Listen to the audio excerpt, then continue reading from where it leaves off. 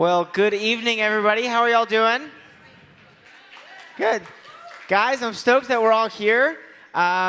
It's crazy. I was just telling the mission team, I'm like, man, it just seems like just in April, we were just here like thinking about the trip and had our first meeting about it, and now here we are, it's September, and the mission trip has already passed, and this is kind of the final like send-off for the end of the mission trip, is sharing about all the amazing things that God did in and through our team while we were there, so I'm super stoked to hear from all of them. I know what they're sharing about, but I don't know specifically what they're going to say, so I'm excited to hear what they're going to share. But guys, this is our first international missions trip since 2016, so I was in high school at that time, so it's been a long time. Obviously, we've had international ones since then, but high school specifically, we haven't had an out-of-country one since then. So I'm really blessed that we were able to do it.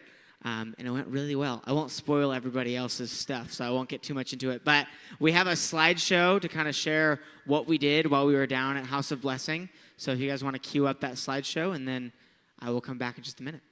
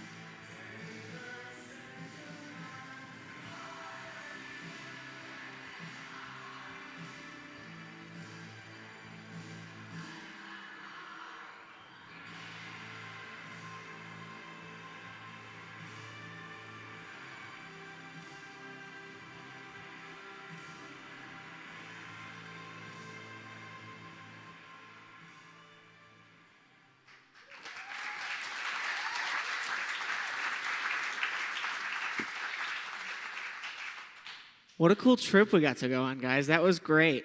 Man, it was super fun to be there. Yeah, I'm stoked to hear what you guys have to share.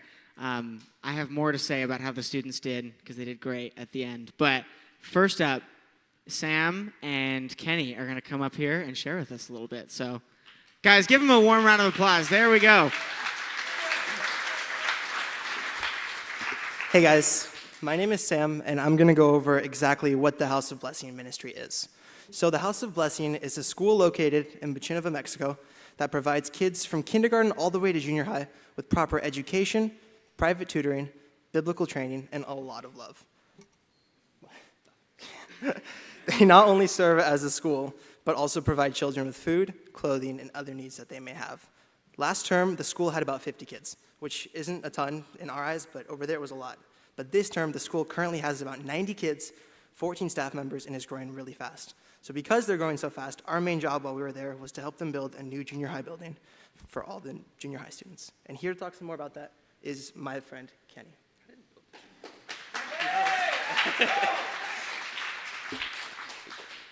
I'm happy to let you know I shaved the sideburns. Those were pretty rough looking back at those photos. I didn't realize how patchy those were. It's fine, it's fine. Anyway, no, I'm just here to talk about like third world living and stuff, so it really wasn't as bad as we thought it was gonna be. We were kind of hyped up, but it was kind of crazy. So like the water situation, everybody said it was the rainy season. So I was under the impression that we were gonna have water the whole time. We were going to be able to shower the whole time, and that we were going to be able to wash dishes the whole time, because it's the rainy season, which means it's raining. And it rained once for about 20 minutes on the whole trip. So if that's the rainy season, that sucks. No, so like, you had to buy drinking water. You had to bring water from the faucets to the bathrooms if you wanted to flush the toilets most of the time. And a lot of times they didn't flush anyway, because why would they? So that was different. We had to boil water to get to wash dishes. We had to boil water, because if you didn't, then it left the dishes just as dirty as they started. You had to get drinking water in your water bottle and then carry that around with you wherever you go, because if you didn't, then you had no drinking water, and you couldn't brush your teeth or wash your face or consume any liquid of any kind, because you'd probably get some kind of disease, I think. I don't know. I didn't get one, so I wouldn't know. But yeah, no, the drinking water was the biggest problem, I think. Everything else went pretty smoothly. The sleeping was different. Both girls and guys had 2 different rooms, and you would just go in. There was 7 bunk beds, 8 bunk beds. We would just sleep in the bunk beds. The heat was scorching the whole time, maybe 108 degrees on the worst day, though. I'm just guessing. I'm freeballing here, and I'm looking at Liam because he's supposed to confirm to me whether or not I'm wrong. But obviously I'm not, because he's shrugging, so that means I'm right. But no, the heat sucked. Some of us got blisters. Some of us walked away fine. The toilets, you had to, I'm sorry, it wasn't that hard, Liam. I feel judged, but there wasn't that much issue.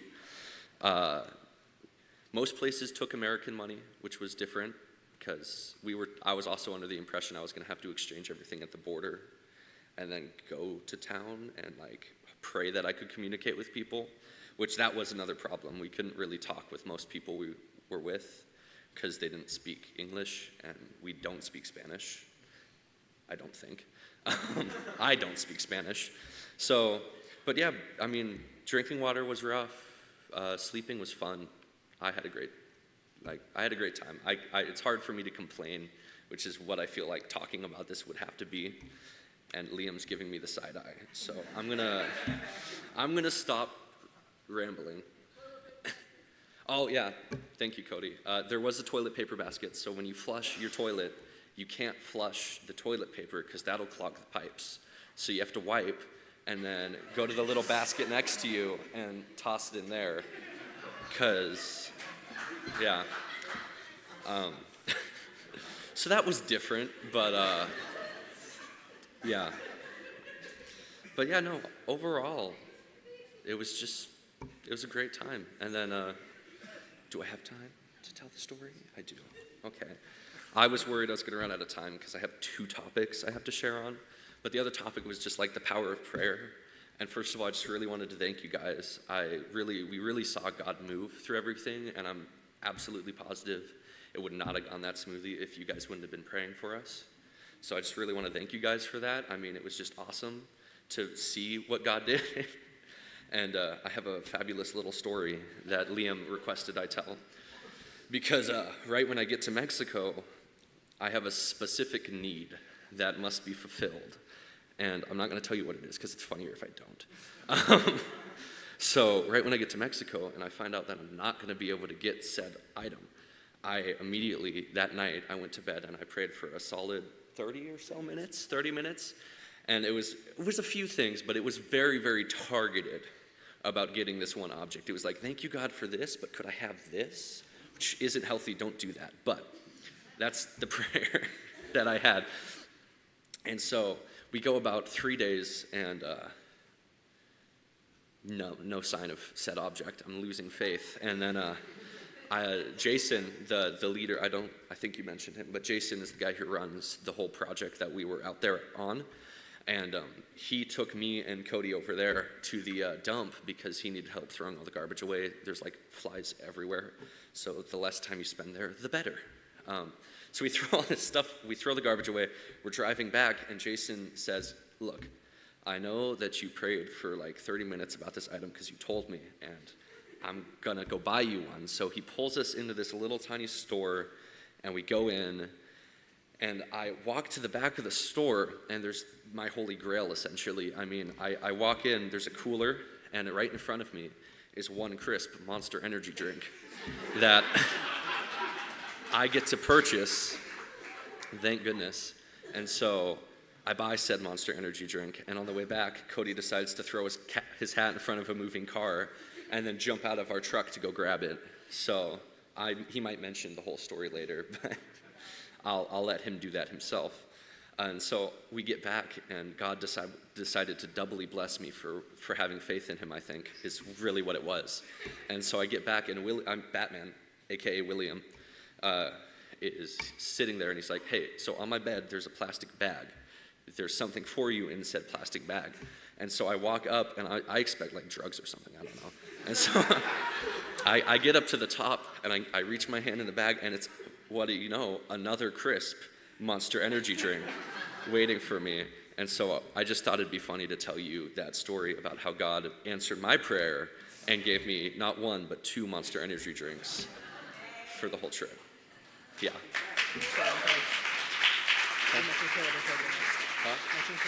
Oh, yeah. And so I think I'm supposed to segue here. So Caleb and Cody, the guy I was talking to the whole time, are coming up next to tell you a little bit more about what again? You know. Just more about the rest of the whatever trip. the stuff. I don't know. I'm first. Hi. So, you all can hear me, right? Yeah, okay. Just want to make sure. Hi, my name's Caleb, and I'm going to be talking about trusses. If you don't know what trusses are, they're right there. Like 30-foot long boards, basically, that you put up on a building.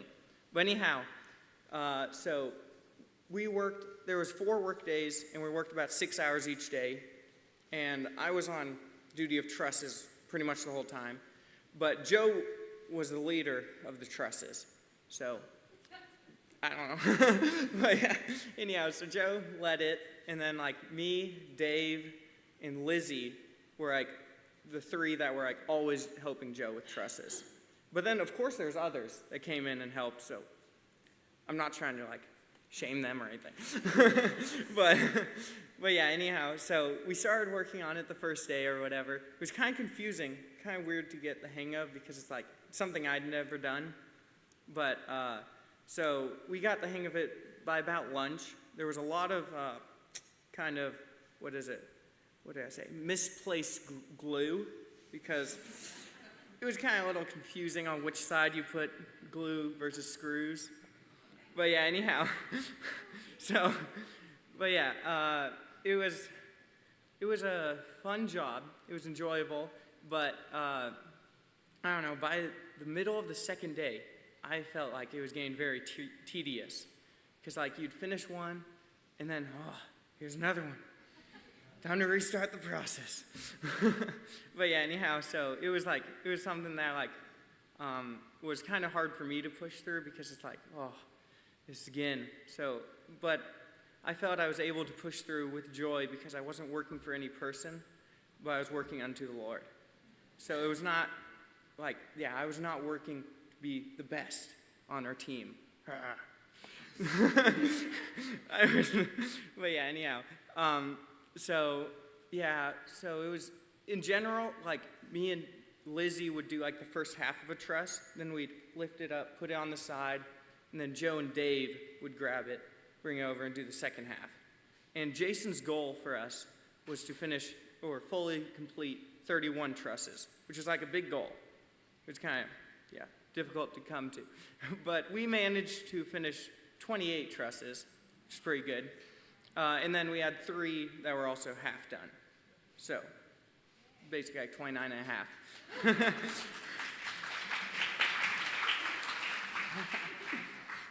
But yeah, anyhow. And then also the last day we got to put up 2 of the trusses on top of the building, which was cool. Right there. But yeah, and that's pretty much all I had to say.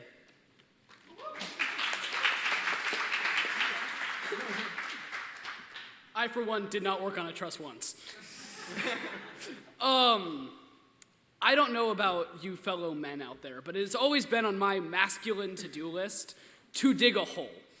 It is always, as you can see, it's a decently sized hole. So we had to, probably should take out my notes.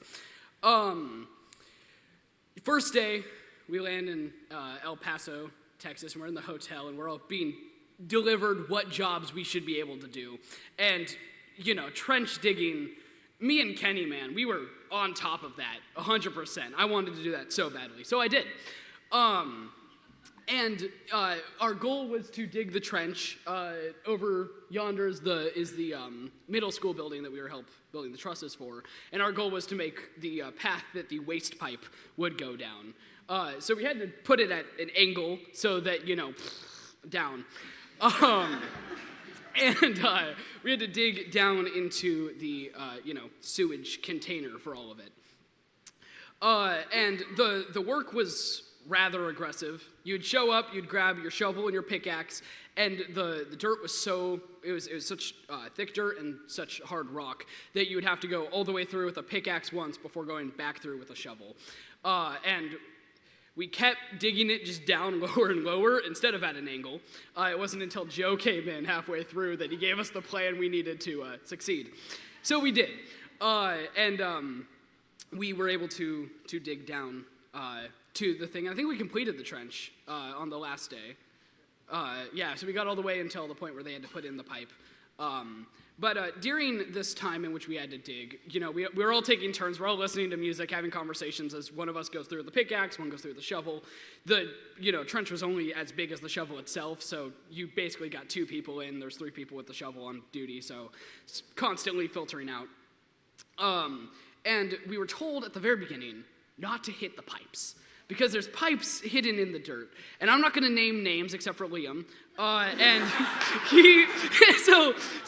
there was 2 pipe breaking incidents, and one of which was a complete accident. We didn't realize the pipe was there. The other one was Liam, who missed. So there's a pipe completely visible, right down, cracked it open. But we learned how to fix pipes just as much as we learned how to put them in. So it was all nothing but positives. But really, a true blessing for me, just like how Kenny is, as Kenny, that man right there, my favoriteest man in the world, as he loves his energy drinks, I love my coffee. And nothing was better than both Jason and his wife, Jackie, both managed coffee shops here in America before they went there. So they had just the best coffee shop.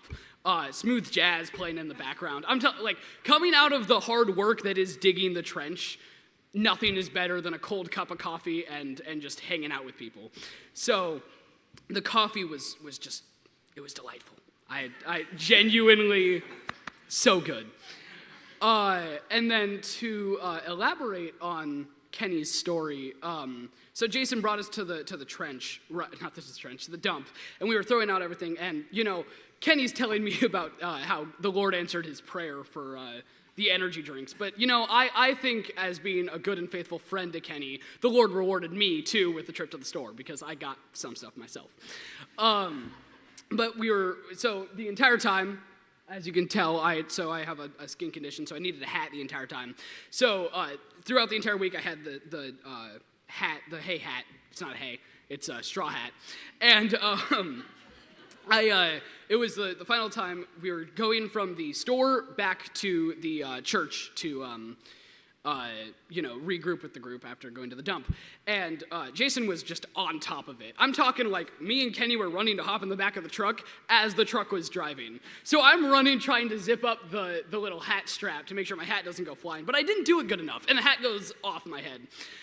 So I immediately start pounding on the glass for him to stop, and I get out, and my hat is now in the middle of the street, and I jump out, and my sunglasses fall off to the side. So I'm booking it for my hat. There's a car about to hit me, and I'm just like saluting, which is the most American thing ever. But I'm like, please stop. I don't want this to happen. So I grab the hat, I run over, I grab the sunglasses, I run to the side door, and I just shove them in before hopping back on. And Jason was, again, so ready to gun-ho that he was already moving the car before I had even hopped in the back. And that was a good moment. Yeah, so that's what I gotta say. Who am I welcoming up? Savannah. And Eve.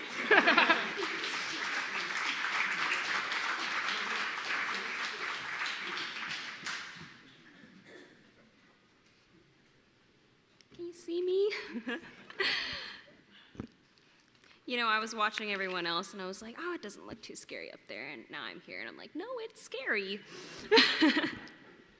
Hi, everyone. I'm Savannah, and I just wanted to first start out by saying I really appreciate all of your prayers. They were very felt, as I think Kenny was mentioning, and quite evident during the trip. Okay. Tonight I'm going to share about the privilege we had getting to know Jason's daughters, Ayantu and Natalia. There is a picture. I wasn't sure if there was, so I was looking. So Amy and I specifically had the opportunity to work closely with Ayantu in organizing the school's computer room. And she helped us sort through the existing supplies that they had, but as well as the 2 bulging luggages of school supplies, which is a special thanks to you guys because they were all donated from here to the trip. And this activity kind of helped us break the ice, if you will, the initial, awkwardness of getting to know people. And I think going out of the country, we kind of assume that kids from other parts of the world are kind of different than us. But I would say that Ayantu and Natalia, they were like us. They were teenagers, and we found ways to connect. We talked about what we wanted to be or do when we grow up, and I lost my space. There we go. And our favorite movies, of which we shared similar likes and dislikes. Ayantu told us that she wants to be a translator when she gets older, which I think is so perfect because she has wonderful English and Spanish, and we definitely utilized or relied on her translating skills during parts of the trip. Natalia did not personally get the chance to work with or get to know as much. She was a bit on the shyer side, but towards the end of the week, I did get to see her open up. By show of hands, are you guys familiar with like an arcade basketball game? You have the 2 hoops and the smaller basketballs, and you're trying to beat your opponent by throwing in as many as you can and getting points before the clock runs out. So they had one of those on the compound, and it was, I believe, Sunday afternoon. After church, we all kind of hung out at the school, and we decided to open it up and start playing. And so the team is out there having fun, and Ayantu and Natalia join us. And I don't know how or who coaxed her into it, But she started playing, and she just lit up. She was laughing and smiling with us, and I'm pretty sure she beat like a couple of us guys. I don't remember which, and I won't name any names, but she was really good. That all being said, Ayantu and Natalia were just really, really sweet girls. I feel like us teenagers here in America, like when we see other teenagers, we don't really like talking to them, to be completely honest, or we may shy away from them in public.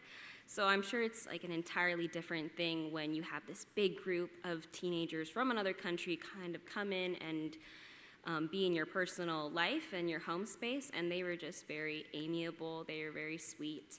And even just Jason and Jackie as a whole, very hospitable people, and I'm very thankful for how welcoming they were and very blessed by that.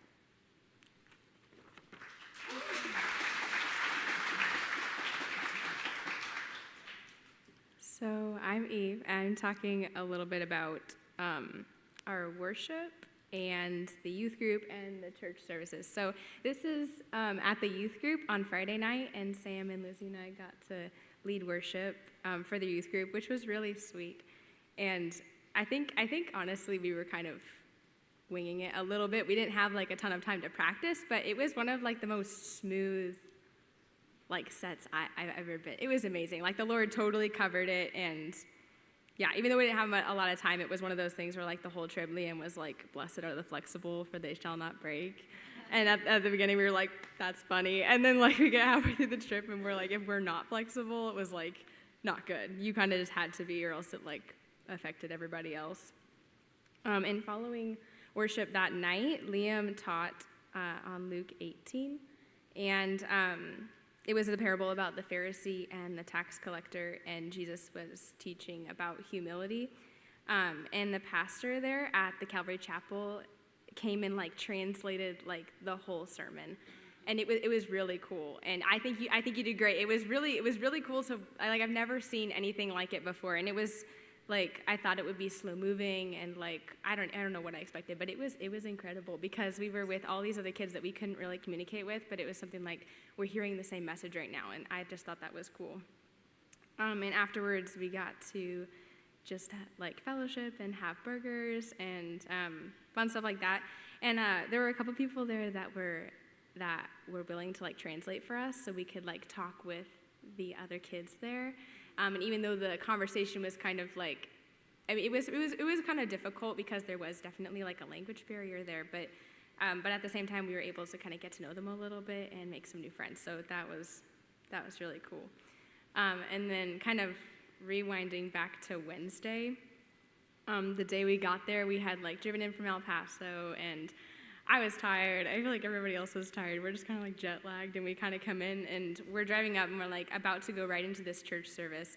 And Joe is in the pastor's seat of the van, and he's just like, "So guys, I just want to like give you a heads up. This sermon like may be in Spanish." And we're like, "Okay, that's fine, and no biggie. Like we'll follow. It's okay." And we get there and we were like, "What's he saying?" Like it was so like for me that was probably one of the most difficult parts because I really wanted to follow, but you just couldn't. And like some of us tried to, but it was just all in Spanish. But I think it was really cool to be in like the presence of other believers and like have that kind of fellowship. But again, it was definitely an interesting experience, and it was cool. He asked some of us kids to kind of stand up and read verses in English that he was like referencing, so we kind of got to track. It was really cool. I think that even though we couldn't understand what he was saying, the pastor was really sweet about trying to kind of include us. And in the beginning, he had each of us like stand up on our own and like say our name, and they'd like one of us would stand up, say our name, and they'd all clap for us, and it was just crazy. He was a really sweet guy, but he did make us feel very included, even though we couldn't understand. But those were all, overall, I think, really sweet portions of our trip together. And even at youth group, I forgot to mention that that was Sunday, by the way. That's Jason and his wife, and they were all doing worship up there together. But on I forgot what I was saying. But on the youth group, yeah, we did all the songs in English, which was which was really cool. I think not just for our group, because the whole week we'd gone, like all the worship's in Spanish, all the sermons were in Spanish, and then we did worship in English, and there was something about that just as a group. It was just really, it was really sweet. And I think for Jason and his family too, because they're just so used to the worship in Spanish. But Liam's looking at me funny, so yeah, that's all I had to say. But yeah. Huh? And then we have Batman and my brother.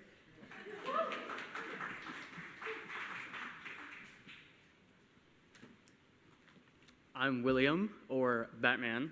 Got it right here. I'm here to share about team bonding. So during the trip, we had a lot of opportunities for the whole group to sort of talk to each other. And I'm not sure about everybody else, but a lot of my experience is that I hadn't really had in-depth conversations with the rest of the group until we got to the airport, and then we just started bonding with each other. During the work time, we would all just have conversations and just talk about everything. And we would have different jokes that we would tell during the groups, and it was just a great time. And then we had lots of good opportunities for the group to socialize with each other. Like the coffee was a great time because it was right after the workday. Everybody was tired, and we just all got to go into this room together and just listen to music and have coffee together. And we had about near the end of the trip, we had a movie night, and we watched the great movie Lego Batman. And during this movie, everybody was just sitting, watching the movie, having a good time. But after our devotional time, which I think Dave is going to talk about when I'm done, we were sort of sitting there, and I had this thing that I did in the beginning where I asked a question, and then we went around to the group, and everybody gave their answer to the question. And I believe the original question was, would you rather fight one 12th grader who is very muscular and a varsity wrestler, or 12 first graders in rounds of 4 at once? And so if you sort of see that question, you get a trend of most of the questions. And every night I would have a new question to ask the group, and we'd go around in a circle, and everybody would give their answer to the question, and it was a great time. And then we also had a lot of time for, we had males and females in separate, dorm rooms, I would say. And after everybody's getting ready for bed, that's a great time for the different groups sort of to talk to each other. And yeah, I guess that's all I have. So I'm going to turn it over to Dave. All right, hey y'all. I'm Dave. I'm gonna be sharing on our devotionals we had at the church, and then me sharing about my personal spiritual growth. And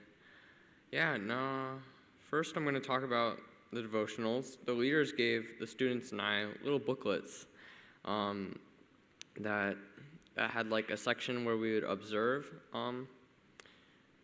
what the passage was about, and then we would write down how we can apply it to our lives. And that was really cool to be able to do. And at the end of each day, we would gather for Devo time, as we would call it. For me personally, devotion time was the most refreshing part of the day. After like a hard day of work, we would come together and just share what we learned about on that passage, and it was really cool to hear others' perspectives on it. And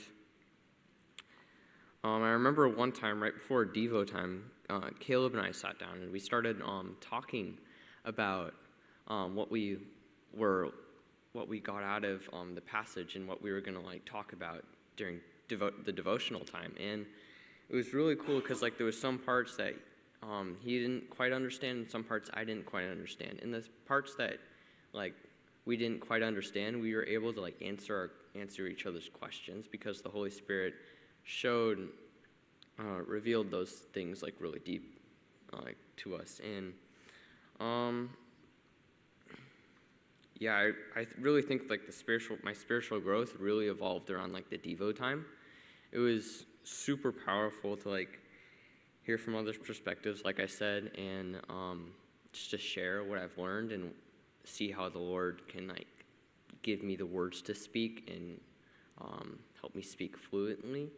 Because that's something on my own. I'm really not a good speaker, and when I have the Holy Spirit in me, He really gives me like the strength to be able to speak fluently.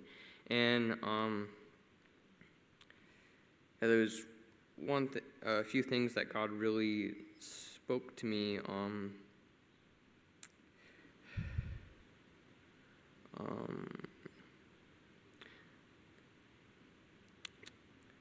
Trying to find where I'm at.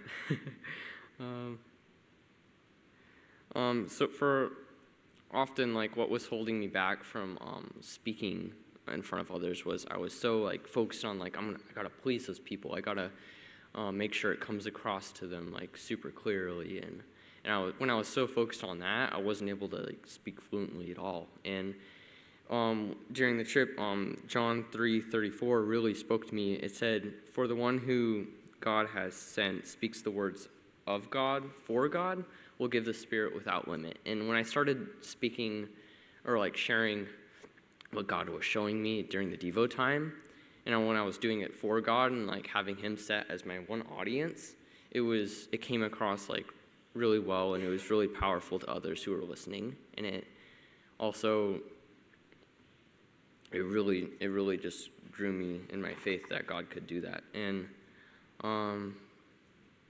He also showed me that like faith. So He also showed me I can't remember exactly what verse it is, but it says, "So also faith by itself, if it does not have works, it is dead."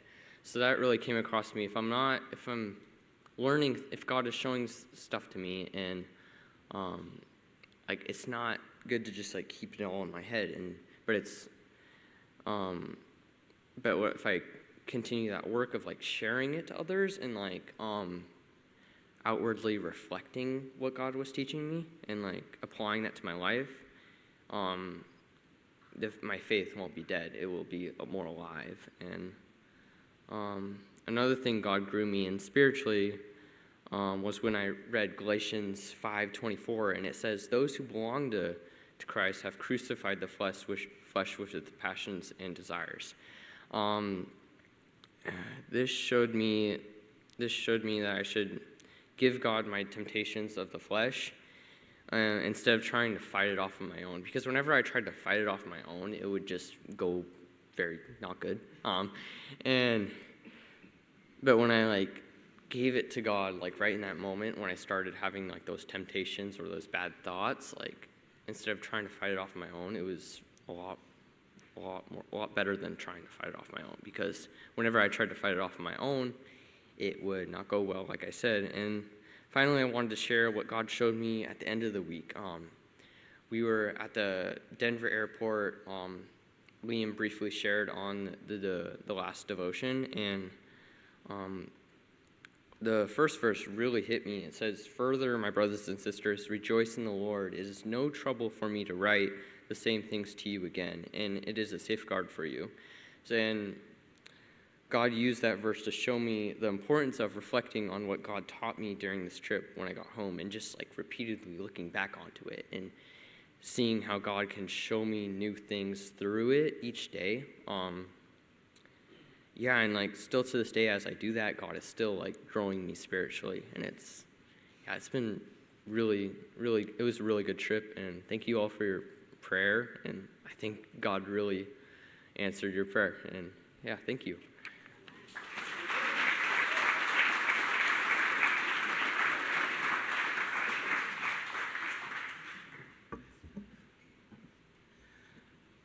All right, so we were the three leaders on this trip, so I wanted us to share a little bit about, guys, round of applause to our team, by the way.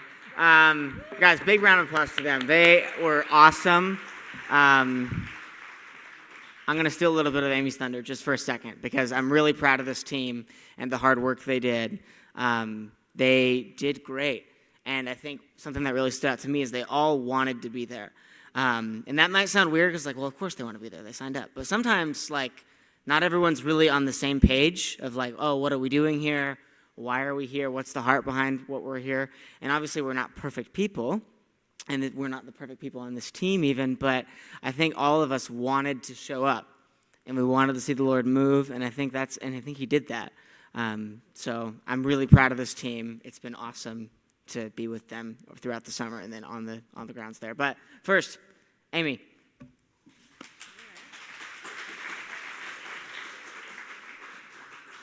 All right. So first, starting with the parents who sent your kids with us. We cannot thank you enough for the phenomenal adults, or not adults, I'm sorry, some of you are adults, but just humans that you have raised. I am so honored that I was given the ability and the time to spend. It was really just an outstanding time, one of the best of my life, honestly. And it started for me in the preparations and watching how hard they worked at the fundraisers. They all showed up, the time spent, the integrity of their paperwork and showing up for the meetings, and just they took everything seriously, and it really showed, and I just appreciate that. The day we left on the trip, I was really moved by the guys and their chivalry and helping with the bags and checking and making sure that the girls were okay and that everybody was checking on everybody. They were really mindful and thoughtful and kind, and that is not something you see every day. And I was really moved by that, for sure. I also was moved just in the everyday interactions that they had.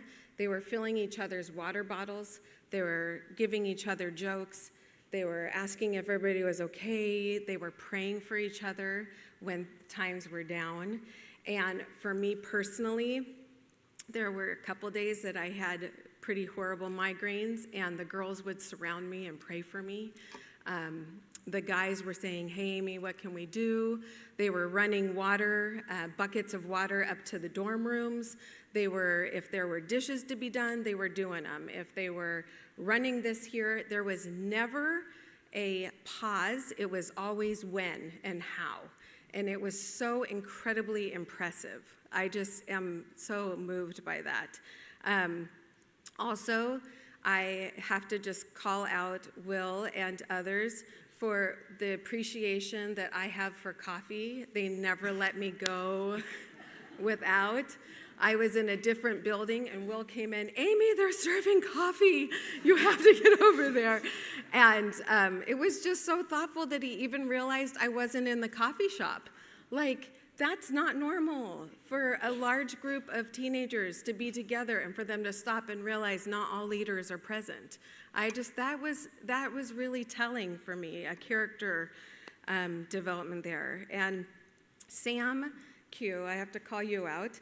We had talked all week about all we wanted was a glass of ice. Like, that would just be like the pinnacle of amazing.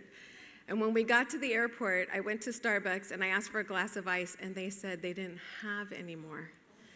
And I literally wanted to cry, but I didn't. I held myself together because I'm a big girl.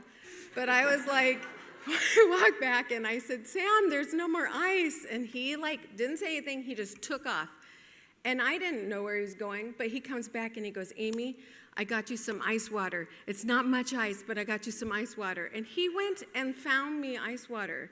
Like, that is huge. Again, like going so far out of themselves.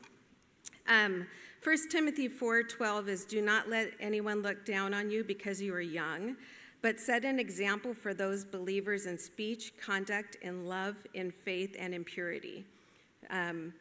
So these kids, I believe, in their maturity and in their service and their love for the Lord, showed that on this trip. And I just have one more thing to share on that, is that I was texting with Jackie Sanchez the other evening. I hope we're friends now because we're texting, but just kidding. But she said, I was just telling her that we were meeting this evening, and she said, will you please say this? Thank you for coming down. I still cannot say thank you enough for all that your team brought to us down here.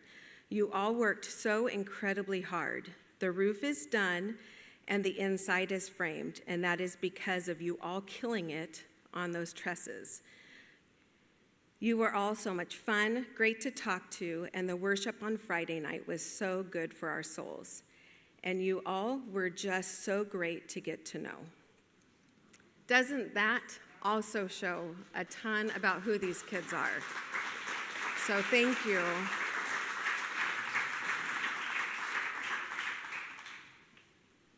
Well, hi. So my name's Joseph. I was blessed to be one of the leaders, and it was super awesome to go with all the high schoolers. But just as Amy shared, I was just super, super impressed by the hearts of these kids and that their heart was so set on serving the Lord through this trip. Just to give a tiny bit of background, we're in a town called Bashinova, and it's about 1.5 miles in the air. Like it's like 6,000, 7,000 feet elevation. So that's like your lungs aren't used to that when you first get there. And then also we were told by the missionaries right off the bat that because you're at such a high elevation, the sun, if you're in the sun for about 20 minutes without sunscreen, you'll burn, or like under 20 minutes. So like basically the conditions that we are working in aren't what we were naturally like used to. So, but I was just really impressed because these kids, or these high schoolers, they worked so hard. They just kept going and they kept pouring out their hearts. Each and every day, it'd be like, after the first, second, third day, you'd be like, man, they are going to be tired for this next day. And like the sleep and just days are long, but they kept going out there and just serving the Lord. And that was just really, really cool to see. And as leaders, I can speak for all of us in saying this, that like we never felt like we were like babysitting them. It wasn't like we had to go around and find them like, hey, get back to work. Like they just wanted to work. And they just wanted to serve the Lord through that. One specific example of this was when Liam went to prepare to teach for the youth group on Friday night. He went away to prepare, and I was left in charge of the ditch crew and the tress crew, where typically Liam had been with the ditch crew. So it's like, oh no, I have 2 crews, and they're in separate locations. What am I going to do? But it was nice because I didn't stress because I just knew that they were going to keep working. And it wasn't like I had to be going back and forth like, uh-oh, where'd they all go? It was like, no, they were just there working. And then like at one point the ditch crew called me over to check something out, so I went over and I knew that the tress crew, it wasn't like without me gone. Like they knew what they were doing. And it was just cool to see that they like took charge on that too. It wasn't like I had to be there to push them to go. It was like, no, they wanted to go. And they just kept working day in, day out. And that was just really, really cool to see. Because Dave and I were chatting one of the last days, and we were just saying that like we got a lot of work done. Between digging the ditch, all the trusses, all the organizing, like we got a lot of work done. And we think that I know it was only through the Spirit of the Lord that we were able to get that much done. Because each day in out, it was like tiring. And the Spirit really gave us strength to keep going. So thank you to all you guys who prayed for us, because we couldn't have done it and we needed the Spirit to empower us to do that. So thank you for praying and thank you for just supporting us. And then I also want to say thank you to all you high schoolers, because you guys really poured your hearts out. And that was really cool to see. And that was really honoring to the Lord. So, yeah.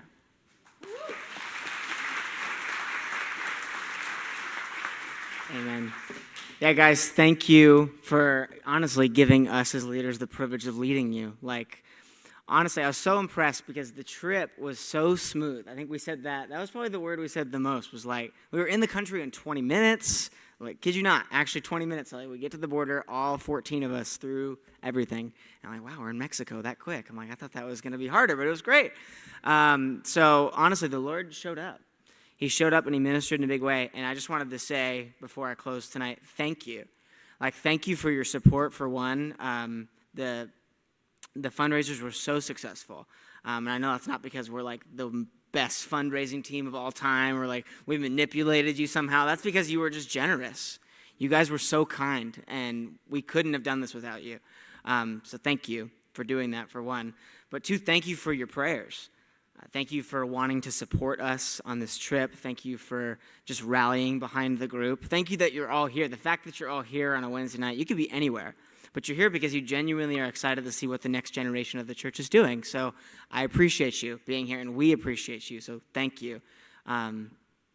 yeah, this is the next generation of the church, and I know that God's doing amazing things in each and every one of them. I'm confident that even just hearing them all share that God's doing something unique in each of them, and he's making them men and women of God. And they're not just, soon they won't just be kids anymore. Some of you are adults now, but soon you won't be kids anymore and you'll be adults. And I'm confident that the same God who was faithful on this trip and in your life will continue to be that way for you in the future. So the last thing I want to say is just really I want to thank the Lord for this trip. It went so great, not because we're great leaders. It's not because all the kids were like perfect kids. It's because the Lord is good. And he's kind and he's gracious, and we submitted the trip to him, and he answered, and he was faithful. So if there's anything that comes out of this, it's not that we're great, it's not that the kids are great, it's not that Calvary Southeast has it all together, or Jason, although I'm super grateful for all of those things. My leaders were stellar. This is the first mission trip I've ever led, and it was so great to have them with me. They did an amazing job supporting me, supporting the team. Couldn't have done it without them. But all that being said, it was really the Lord who came through on this trip. He was the one who made this possible. So I just wanted to praise the Lord and say, thank you, Jesus, that this went so well. So, guys, I'm going to pray, and then we'll close out. We're going to have some chips and salsa and guacamole out there. So feel free to dig into that here in a minute. But thank you all for coming. Thank you for supporting us and our youth group. But let's pray.